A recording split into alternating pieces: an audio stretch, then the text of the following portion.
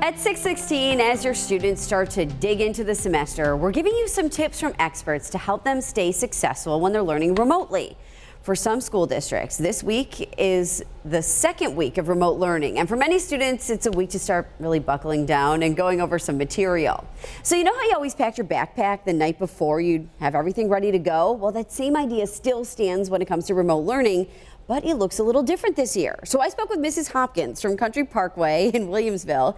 She's teaching her second graders in an all remote format this year. Every day she ends her lesson with a slide showing the kids and also parents what's going to be needed for the next day.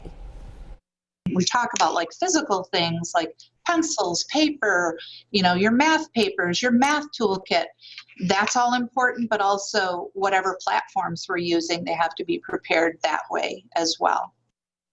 Yeah, this year we cannot forget about those online platforms. So she suggested taking a look at whatever online learning tools that you're going to need the night before. Make sure you can access them and that your kids can get in, because that means less panic in the morning if something isn't working properly. And that way everybody is ready to go. I hear you laughing. Yeah. Did you have a little bit of panic in your mornings when you were at school? There is still panic in my mornings every single morning. Hasn't stopped yet, Right, huh? exactly. 33 years old and I'm still fearful, still having those stress dreams. The reality of the situation, though, is preparation is key. Yes. No matter what you're doing, whether it's here in the morning or whether it's getting ready for school at home.